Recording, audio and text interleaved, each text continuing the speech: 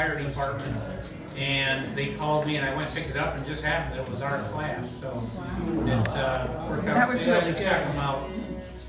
The commercial building here was built in 1836 by Levi. It's what I call like an early mall because it had grocery stores, restaurants, it had our post office in here, and right across the road here was a park, and they used to do business right down in the Maumee River there and bring stuff up, to the building here. Also, this building was important at the time. We were the county seat in 1840, and the county seat building was right down next to our library. So we used to get dignitaries that stayed in here at times, and then they would go back and forth down to the county seat building. And we were the county seat till about 1852. So that was a time when a lot of stuff was going on in the area right here. It's been a lot of different businesses over the years. It was the Neely House, the Shiley House, the Old Plantation. I mean, it had numerous names. And, they rented rooms out upstairs at times. I'm not telling you for what. 'Cause they did do different things. They did do it. The other thing that was here that was kind of interesting, and they don't have proof, but they say it was part of the Underground Railroad. The House of Four Pillars over here was part of the Underground Railroad. And they did find in the basement here a tunnel area, and they do think that that was part of the Underground Railroad. And it's rumored, although not documented, that Abraham Lincoln had stayed in here also. So a lot of history in the building. It's been different things over the years, and a lot going on in, at that time in the early times. As far as did you know, I'm just going to give you some facts about the area real quick. Riverside Cemetery was opened in 1843. Our first fire department was also 1843. And our first console room in jail was 1866. I told you about the county seat, 1840 to 1852. And what happened there is the river was not deep enough to get the bigger boats up here, so they ended up moving it to Toledo is what happened. First river bridge, Maumee-Perrysburg Bridge, was 1838, and that only lasted for about a year.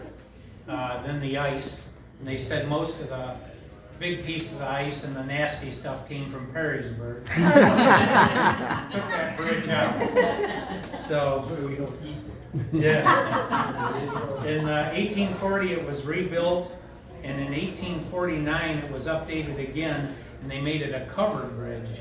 So if you can imagine that bridge there with the cover over it, that was probably pretty cool back then. Children's Home, that was opened in 1890, and our first railroad in the area was about 1850.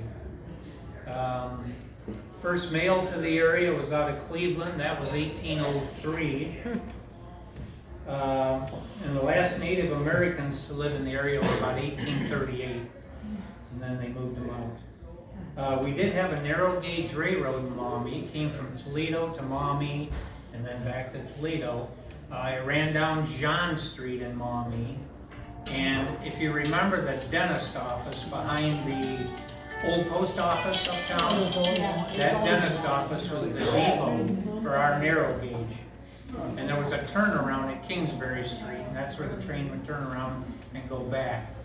Well, narrow gauge couldn't last because it just couldn't go to other states and so on.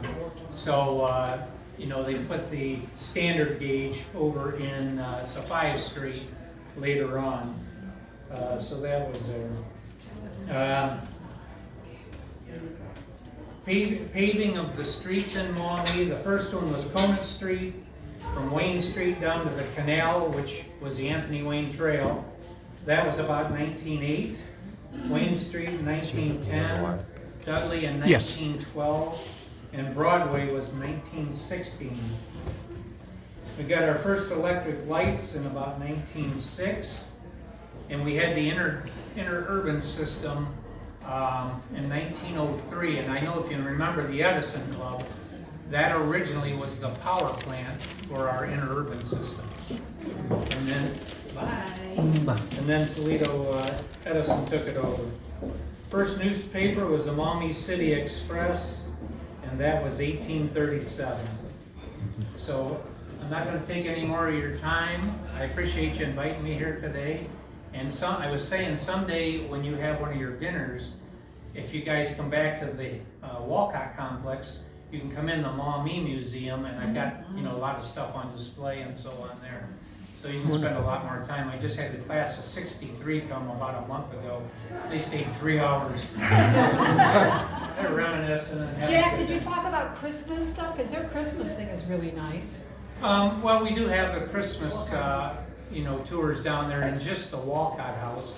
And this week we'll be getting that set up. And that runs through up to the last week in December.